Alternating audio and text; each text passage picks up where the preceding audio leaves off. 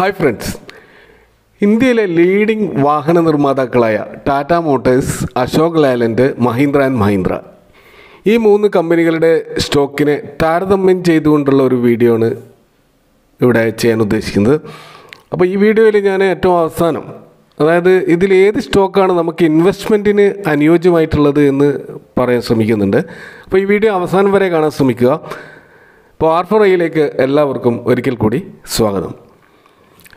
Auto sector അത് ഒരു cyclical സെക്ടറാണെന്നാണ് പൊതുവെ പറയാറുള്ളത്. അപ്പോൾ എന്താണ് സൈക്ലിക്കൽ സെക്ടർ നമ്മളൊന്ന് അറിഞ്ഞിരിക്കേണ്ടത്. കാരണം നമ്മുടെ എക്കണോമി അഥവാ നമ്മുടെ സമ്പദ് വ്യവസ്ഥ എപ്പോഴും ഒരു സൈക്കിളിലൂടെ കടന്നു പോകാറുണ്ട്. അതായത് എക്സ്പാൻഷനിലൂടെ പോയി അത് മെല്ലെ ഒരു പീക്കിലെത്തും, അതിൻ്റെ ഒരു ടോപ്പിലെത്തും, പിന്നെ ഒരു റിസഷൻ ആയിരിക്കും. അത് കഴിഞ്ഞ് അത് ഡിപ്രഷനിലേക്ക് പോകും. ആ ഡിപ്രഷനിൽ പോയി താഴോട്ട് പോയി നമ്മളൊരു ബോട്ടം എത്തും. ആ ബോട്ടം എത്തിക്കഴിഞ്ഞാൽ പിന്നീട് അതിൻ്റെ താഴോട്ട് പോകില്ല, പിന്നെ വീണ്ടും റിക്കവറിയാണ് വരിക. ഈ റിക്കവറി വന്ന് വീണ്ടും ഒരു എക്സ്പാൻഷൻ മോഡിലേക്ക് പോകും. അപ്പോൾ ഇതിങ്ങനെ ആവർത്തിച്ചു കൊണ്ടേയിരിക്കും. അപ്പോൾ നമ്മൾ സാധാരണ നാട്ടിൻപുറത്തൊക്കെ പറയാനുള്ളത് പോലെ ഒരു കയറ്റത്തിന് ഒരു ഇറക്കം ഉണ്ടാകും എന്ന് പറയുന്നത് പോലെ ഈ നമ്മുടെ എക്കണോമിക് സൈക്കിളിനും ഒരു കയറ്റത്തിന് ഒരു ഇറക്കം ഉണ്ടാകും. അപ്പോൾ അതേപോലെ ആ കയറ്റത്തിനും ഇറക്കത്തിനെയും ഫോളോ ചെയ്യുന്ന പ്രധാനപ്പെട്ട ഒരു സെക്ടറാണ് ഓട്ടോ സെക്ടർ. അപ്പോൾ ഈ സൈക്ലിക്കൽ എഫക്റ്റ് എപ്പോഴും ഓട്ടോ സെക്ടറിൽ നമുക്ക് കാണാൻ കഴിയും. അതുകൊണ്ട് തന്നെ എപ്പോഴും നമ്മൾ ഓട്ടോ സെക്ടറിൽ എൻട്രി എടുക്കുന്ന സമയത്ത്, ആ ഒരു സ്റ്റോക്ക് വാങ്ങുന്ന സമയത്ത് നമ്മൾ വാങ്ങേണ്ടത് എപ്പോഴും എക്സ്പാൻഷൻ മോഡിലുള്ള സമയത്താണ്. അതിൻ്റെ തുടക്കത്തിൽ വാങ്ങണം. അല്ലാതെ അത് എക്സ്പാൻഷൻ മോഡ് അതിൻ്റെ ടോപ്പിലെത്തി അതിൻ്റെ പീക്കിലെത്തിയിട്ട് വാങ്ങിക്കഴിഞ്ഞാൽ നമ്മൾ പിന്നീട് അത് അടുത്ത സൈക്കിളൊക്കെ വന്ന് താഴോട്ടേക്ക് പോയി പിന്നീട് തിരിച്ച് പീക്കിലെത്തുന്നത് വരെ കാത്തിരിക്കേണ്ടി വരും. തീർച്ചയായും ഗ്രോത്ത് ഉണ്ടാവും, പക്ഷെ അത്ര ലോങ് കാത്തിരിക്കാൻ നമുക്ക് പറ്റില്ലെങ്കിൽ ഒരിക്കലും നമ്മൾ പീക്കിൽ പോയിട്ട് ഇത് വാങ്ങാൻ പാടില്ല. അപ്പോൾ അത് അങ്ങനെ വാങ്ങുന്നുണ്ടെങ്കിൽ അത്രമാത്രം ഹോൾഡ് ചെയ്യാനുള്ള ക്ഷമയും നമുക്ക് ആവശ്യമായിട്ട് വരും. ഇപ്പോൾ ഓട്ടോ സെക്ടർ ഒരു എക്സ്പാൻഷൻ മോഡിലാണ്. അപ്പോൾ ഇത് എക്സ്പാൻഷൻ മോഡിലാണ് എന്ന് പറയാൻ കാരണം അത് കൃത്യമായിട്ട് നമുക്ക് മനസ്സിലാക്കണമെങ്കിൽ ഇതിൻ്റെ നിഫ്റ്റിയുടെ ഓട്ടോ ഇൻഡെക്സിൻ്റെ ഡാറ്റ ഒന്ന് നമ്മൾ പരിശോധിച്ചാൽ മതി. അപ്പോൾ ഈ ഓട്ടോ ഇൻഡെക്സിൽ 15ഓളം സ്റ്റോക്കുകളാണുള്ളത്. ടാറ്റ മോട്ടോഴ്സ്, ലേലൻഡ്, ഈ പറയുന്ന അശോക് ലേലൻഡ്, മഹീന്ദ്ര ആൻഡ് മഹീന്ദ്ര, കൂടാതെ കുറേ ഓട്ടോ ആക്സിലറി, ഇപ്പോൾ മദേഴ്സ് ആൻഡ് സുമി പോലെയുള്ള ഓട്ടോ ആക്സിലറി ഉണ്ട്. അതുപോലെ MRF പോലെയുള്ള ടയർ കമ്പനികളുണ്ട്. അപ്പോൾ ഇതൊക്കെ അടങ്ങിയ 15ഓളം സ്റ്റോക്കുകളുടെ ഒരു കൂട്ടമാണ് ഈ പറയുന്ന ഓട്ടോ സെക്ടർ ഇൻഡെക്സ്, അതായത് നിഫ്റ്റി ക്രിയേറ്റ് ചെയ്ത ഈ ഇൻഡെക്സ്. അപ്പോൾ ഈ ഇൻഡെക്സിൻ്റെ പെർഫോമൻസ് നമ്മൾ നോക്കിക്കഴിഞ്ഞാൽ കഴിഞ്ഞ ഒരു വർഷത്തെ അതിൻ്റെ ഗ്രോത്ത് 43%. അപ്പോൾ ഇതൊരു നല്ലൊരു ഗ്രോത്താണ്. അതായത് ഈ ഒരു ബെഞ്ച് മാർക്ക് എന്ന് പറയുന്ന ഈ ഒരു ഓട്ടോ ഇൻഡെക്സ്, അതിൻ്റെ ഈ ഗ്രോത്തിനെ നമ്മൾ ഈ താരതമ്യം ഉദ്ദേശിക്കുന്ന ഈ മൂന്ന് സ്റ്റോക്കുമായിട്ടൊന്ന് കമ്പയർ ചെയ്ത് നമുക്ക് മനസ്സിലാവുന്നൊരു കാര്യം, അശോക ലേലൻഡ് 16% ഗ്രോത്താണ് കഴിഞ്ഞ ഒരു വർഷം അതിൻ്റെ റിട്ടേൺ ഇൻവെസ്റ്റേഴ്സിന് നൽകിയത്.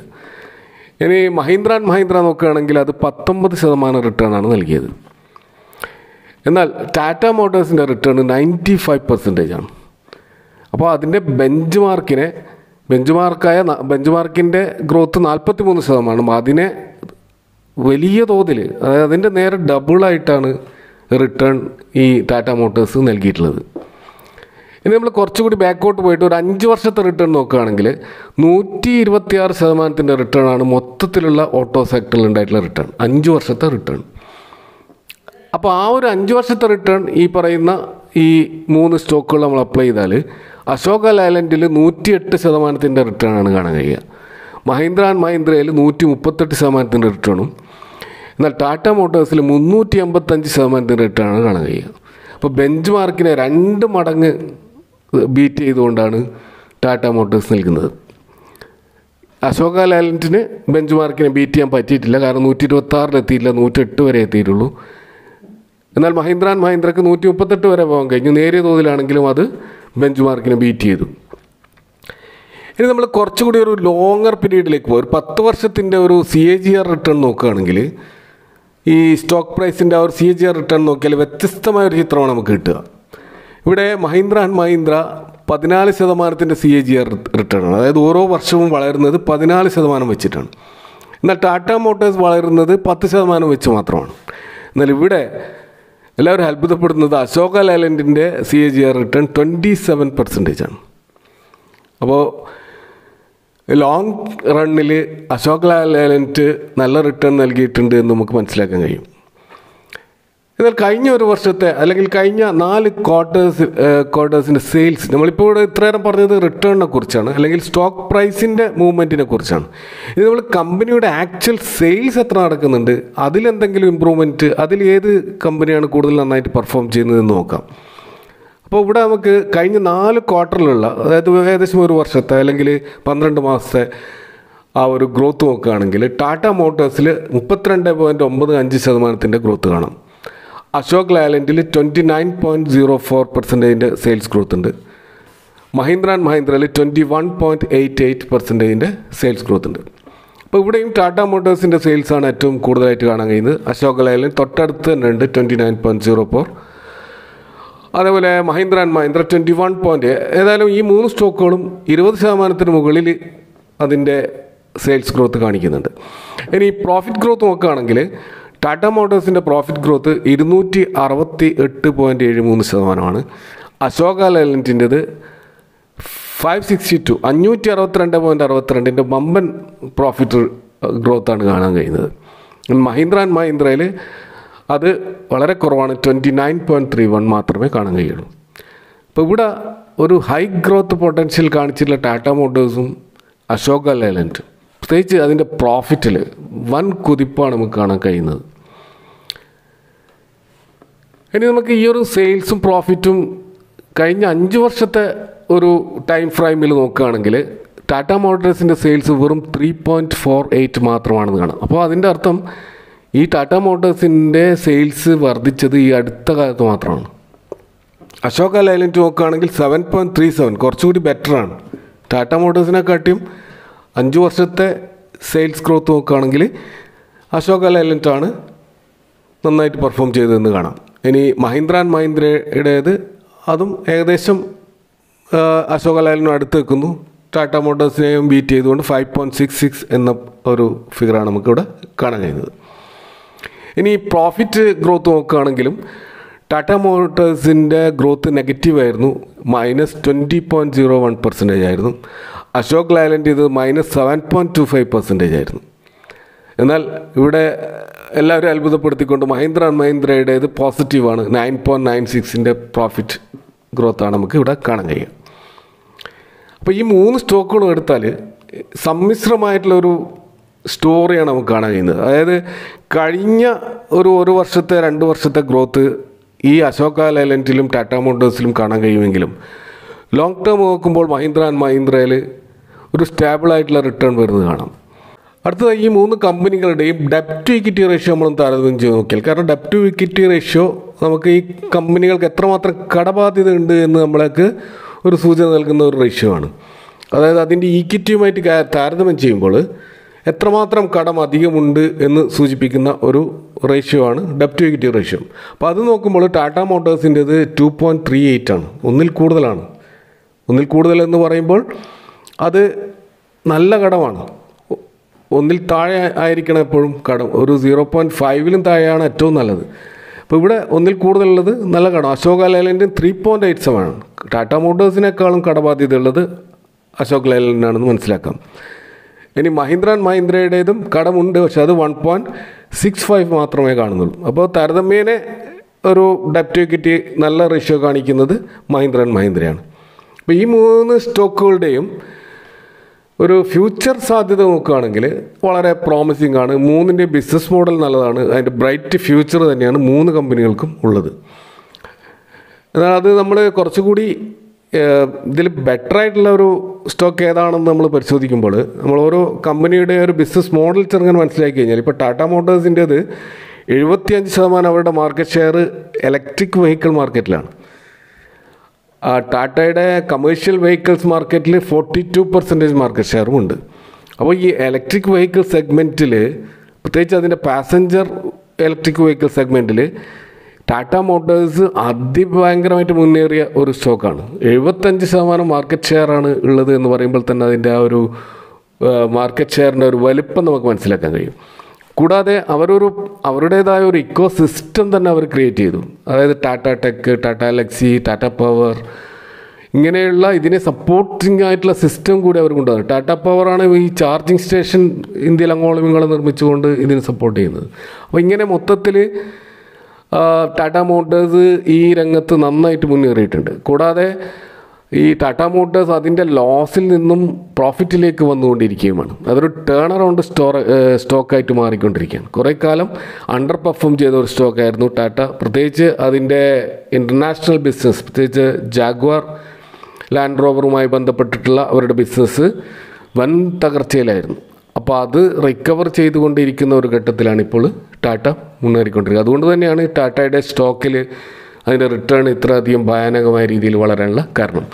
ഇനി അശോക ലേലൻഡിനെ എടുക്കുകയാണെങ്കിൽ അതിൻ്റെ മാർക്കറ്റ് ലീഡർഷിപ്പ് എന്ന് പറയുന്നത് പ്രധാനമായിട്ടും ഈ കമേഴ്ഷ്യൽ വെഹിക്കിൾ, അതിൽ തന്നെ medium large commercial, heavy duty commercial വെഹിക്കിളുള്ള ഒരു കമ്പനിയാണ്. അതിൽ കോൺസെൻട്രേറ്റ് ചെയ്യുന്നൊരു കമ്പനിയാണ് ഇത്.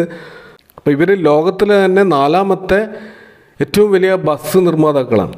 കൂടാതെ ട്രക്കുകളുടെ നിർമ്മാണത്തിൽ 15ാം സ്ഥാനമാണ് ഇവർക്ക് ലോകത്തിലുള്ളത്. ഇപ്പോൾ ഒരു സെഗ്മെൻറ്റ് വൈസ് നോക്കുകയാണെങ്കിൽ middle and heavy commercial vehicle truck ആ ഒരു സെഗ്മെൻറ്റിൽ ഇവർക്ക് 44% മാർക്കറ്റ് ഷെയർ ഉണ്ട്. കൂടാതെ ഇലക്ട്രിക് ബസ്സുകളും ഇലക്ട്രിക് ട്രക്കുകളും ഒക്കെ മാർക്കറ്റിൽ ഇറക്കാനുള്ള ഒരു പ്രഖ്യാപനം ഓൾറെഡി അശോക് ലേലൻഡ് നടത്തിയിട്ടുണ്ട്. അത് ഈ കമ്പനിക്ക് പോസിറ്റീവായിട്ടുള്ളൊരു ഫ്യൂച്ചറാണ് എല്ലാവരും വിഭാവനം ചെയ്യുന്നത്. അതിൻ്റെ ഭാഗമായിട്ട് അതിൻ്റെ ഷെയർ പ്രൈസിൽ നല്ലൊരു മുന്നേറ്റം ഈ അടുത്ത കാലത്ത് കാണാനുണ്ടായി. ഇനി മഹീന്ദ്ര ആൻഡ് മഹീന്ദ്ര നോക്കുകയാണെങ്കിൽ അത് വെറും ഒരു ഓട്ടോമൊബൈൽ കമ്പനിയല്ല, അവരൊരു ഹോൾഡിംഗ് കമ്പനി കൂടിയാണ്. അപ്പോൾ അവരുടെ ഡൈവേഴ്സിഫൈഡ് ഓട്ടോമൊബൈൽ കമ്പനി എന്നുള്ള നിലക്ക് അവരുടെ പ്രസൻസ് എന്ന് പറയുന്നത് 2 വീലർ സെഗ്മെൻറ്റിലുണ്ട്, 3 വീലർ സെഗ്മെൻറ്റിലുണ്ട്, പാസഞ്ചർ വെഹിക്കിൾസിൽ SUVയിലുണ്ട്, അതുപോലെ കമേഴ്ഷ്യൽ വെഹിക്കിൾസിലുണ്ട്, ട്രാക്ടേഴ്സിലുണ്ട്, എർത്ത് മൂവേഴ്സിലുണ്ട്. അപ്പോൾ ഇങ്ങനെ വളരെയധികം ഡൈവേഴ്സിഫൈഡ് ആയിട്ടുള്ള ഒരു ബിസിനസ്സാണ് ഇവരുടെ. കൂടാതെ ഈ സെക്ടറുമായി ബന്ധമില്ലാത്ത മേഖലകളിലും ഇവർക്ക് പ്രത്യേകിച്ച് financial services, hospitality infrastructure, retail business, അതുപോലെ ലോജിസ്റ്റിക്സ്, അതുപോലെ സ്റ്റീൽ ട്രേഡിംഗ് ആൻഡ് പ്രോസസ്സിങ്, ഇതൊക്കെ കൂടാതെ ഓട്ടോ കമ്പോണൻസ് ഇവർ നിർമ്മിക്കുന്നുണ്ട്. കൂടാതെ IT ബിസിനസ്സിലുണ്ട്, അഗ്രികൾച്ചർ ബിസിനസ്സിലുണ്ട്, എയറോസ്പേസ് ബിസിനസ്സിലുണ്ട്, കൺസൾട്ടിങ് സർവീസസ് ഉണ്ട്, ഡിഫൻസിലുണ്ട്, എനർജി, ഇൻഡസ്ട്രിയൽ എക്യുപ്മെൻറ്റ്, അങ്ങനെ തുടങ്ങി ഡൈവേഴ്സിഫൈഡ് ബിസിനസ്സുള്ള 22ഓളം ഇൻഡസ്ട്രിയിലെ ഒരു പാരൻറ്റ് കമ്പനിയാണ്, ഹോൾഡിംഗ് കമ്പനി കൂടിയാണ് മഹീന്ദ്ര ആൻഡ് മഹീന്ദ്ര. അപ്പോൾ ഈ 3 കമ്പനികളിൽ നമ്മൾ ഏത് സ്റ്റോക്ക് തിരഞ്ഞെടുക്കുമെന്ന് ചോദിച്ചാൽ ഈ 3 സ്റ്റോക്കുകളും ലോങ് ടേമിലേക്ക് ഹോൾഡ് ചെയ്യേണ്ട സ്റ്റോക്കുകളാണ്. പ്രധാനപ്പെട്ട ഒരു റിസ്ക് ഫാക്ടർ ഈ 3 സ്റ്റോക്കിലുമുള്ളത് എക്കണോമിക് സൈക്കിളിൽ ഉണ്ടാകുന്ന ആ ഒരു അപ്പ് ആൻഡ് ഡൗൺ ആണ്. അപ്പോൾ വെഹിക്കിളുകൾ അതൊരു ഫുഡ് അല്ലെങ്കിൽ ഷെൽട്ടർ അല്ലെങ്കിൽ ക്ലോത്തിങ് ഒക്കെ പോലെയുള്ള ഒരു ബേസിക് നെസസിറ്റി അല്ല. അതുകൊണ്ട് തന്നെ എക്കണോമി താഴോട്ടേക്ക് വരുമ്പോൾ അല്ലെങ്കിൽ ഡിപ്രഷനിലൂടെ പോകുമ്പോൾ ഈ സ്റ്റോക്കുകൾ എപ്പോഴും അണ്ടർ പെർഫോം ചെയ്യും. അതുപോലെ കമ്പനികളിൽ നല്ല ഡെപ്റ്റ് ഉണ്ട് എന്നുള്ളതും ഒരു റിസ്ക് ഫാക്ടറാണ്. കാരണം ഇവർക്ക് ക്യാപിറ്റൽ ഇൻറ്റൻസീവായിട്ടുള്ള ഒരു ബിസിനസ്സാണ് ഓട്ടോ സെക്ടർ തന്നെ പറയുന്നത്. കാരണം നമ്മളിപ്പോൾ ഒരു കാറിൻ്റെ ഒരു പ്ലാന്റ് ഒരു സ്ഥലത്ത് നിർമ്മിച്ച് അതിൽ നിന്ന് മാനുഫാക്ചറിങ് തുടങ്ങുമ്പോൾ വർഷങ്ങളെടുക്കും. അപ്പോൾ അതുകൊണ്ട് തന്നെ ഈ ക്യാപിറ്റൽ ഇറക്കിയിട്ടുള്ള ഒരു ബിസിനസ് എന്ന നിലക്ക് അതിൻ്റെ റിസൾട്ട് കിട്ടാൻ കുറച്ച് കാലമെടുക്കും എന്നുള്ളതും ഒരു പ്രധാനപ്പെട്ട ഒരു റിസ്ക് ഫാക്ടറാണ്. അപ്പോൾ താരതമ്യേന ഡെപ്റ്റ് കുറഞ്ഞതും ഒരു ഡൈവേഴ്സിഫൈഡ് ബിസിനസ് ആയതുകൊണ്ടും കൂടാതെ ഏത് മാർക്കറ്റ് കണ്ടീഷനെയും അതിജീവിക്കാനുള്ള ഡൈവേഴ്സിഫൈഡ് ബിസിനസ് ഉള്ളതുകൊണ്ട് മഹീന്ദ്ര ആൻഡ് മഹീന്ദ്രയാണ് ലോങ് ടേമിലേക്ക് കുറച്ചുകൂടി വളറ്റിലിറ്റി കുറഞ്ഞ ഒരു സ്റ്റോക്കായിട്ട് കാണാൻ കഴിയുക. എന്നാൽ ഒരു എക്കണോമി എക്സ്പാൻഷൻ്റെ സമയത്ത് നിങ്ങൾക്ക് ഹൈ ഗ്രോത്ത് പ്രതീക്ഷിക്കുകയാണെങ്കിൽ ടാറ്റ മോട്ടോഴ്സാണ് ഏറ്റവും നല്ല ഓപ്ഷൻ. അശോക ലേലൻഡിൻ്റെ ഒരു പ്രശ്നം അതൊരു പാസഞ്ചർ വെഹിക്കിൾ സെഗ്മെൻറ്റിൽ അവർക്ക് പ്രധാനപ്പെട്ട ഹോൾഡിംഗ് ഇല്ല എന്നുള്ളതാണ്. അവരുടെ ബിസിനസ് മോഡൽ അത്ര ഡൈവേഴ്സിഫൈഡ് അല്ല. പ്രത്യേകിച്ച് അവർ കമേഴ്ഷ്യൽ വെഹിക്കിളിൽ മാത്രം കോൺസെൻട്രേറ്റ് ചെയ്യുന്ന ഒരു കമ്പനിയാണ്. അവർ ഇനിയൊരു ഗ്രോത്ത് അവരിൽ ഉണ്ടാവണമെങ്കിൽ അവർ EV കമേഴ്ഷ്യൽ വെഹിക്കിൾസും അതുപോലെ ഈ പറയുന്ന ഇലക്ട്രിക് വെഹിക്കിൾ സെഗ്മെൻറ്റിലുള്ള ട്രക്കുകളും ഒക്കെ മാർക്കറ്റിൽ അഗ്രസീവായിട്ട് ഇറക്കിക്കൊണ്ട് ഈ ഒരു ഇലക്ട്രിക് വെഹിക്കിൾ സെഗ്മെൻറ്റിൽ നന്നായിട്ട് കോമ്പീറ്റ് ചെയ്യാൻ അവർക്ക് കഴിഞ്ഞാൽ മാത്രമേ നല്ലൊരു ഗ്രോത്ത് നമുക്ക് അശോക ലേലൻഡിൽ ഭാവിയിൽ പ്രതീക്ഷിക്കാൻ കഴിയുള്ളൂ. അപ്പോൾ hope you enjoy all this comparison. കൂടുതൽ പഠനത്തിനായി നിങ്ങൾക്ക് സമർപ്പിക്കുക. ഇതൊരു ബൈ ഓർ സെൽ റെക്കമെൻഡേഷൻ അല്ല, ഒരു എഡ്യൂക്കേഷൻ പർപ്പസിന് വേണ്ടി മാത്രം ചെയ്ത വീഡിയോ ആണ്. See you next time with another video. Thank you for watching.